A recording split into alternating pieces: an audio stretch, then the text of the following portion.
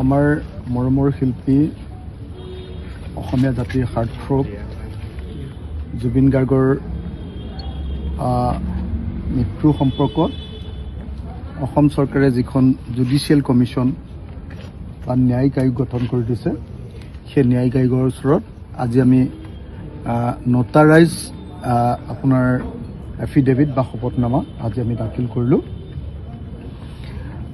আমি বেচিকেলি এটাই কথা স্পষ্টকৈ কৈ আহিছোঁ যে বৰ্তমান যিটো এনকুৱাৰী চলি আছে SIT সেই এনকুৱাৰীটোৰ পৰা আমি অসমে জুবিন গাৰ্গৰ কেতিয়াও ন্যায় নাপাওঁ।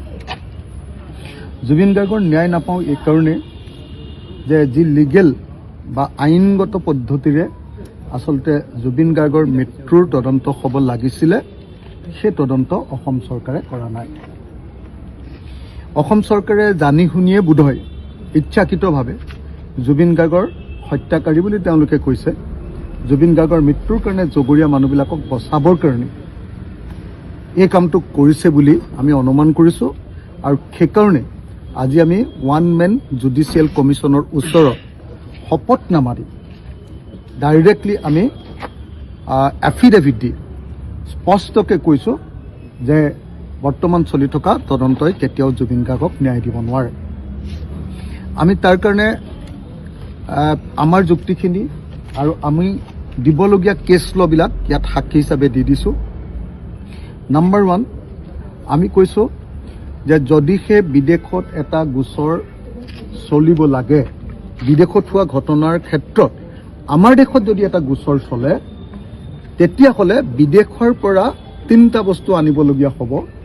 এটা হ'ল এভিডেন্স, এটা হ'ল ষ্টেটমেণ্ট আৰু আনটো হ'ল ডকুমেণ্টছ।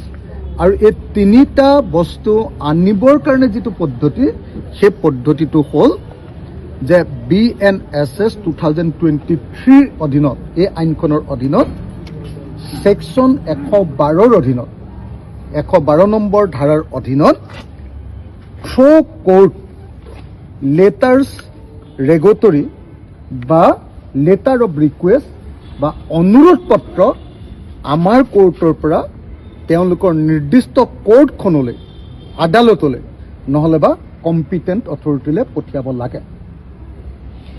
যদি এনেকৈ কোৰ্টৰ জৰিয়তে যদি আমাৰ ইয়াৰ পৰা লেটাৰ অফ ৰিকুৱেষ্ট বা লেটাৰ্ছ ৰেগুটৰী নপঠিয়াই ডাইৰেক্টলি গভমেণ্টে যদি বস্তুটো আনে তেতিয়াহ'লে মাদ্ৰাজ হাইকোৰ্টে স্পষ্ট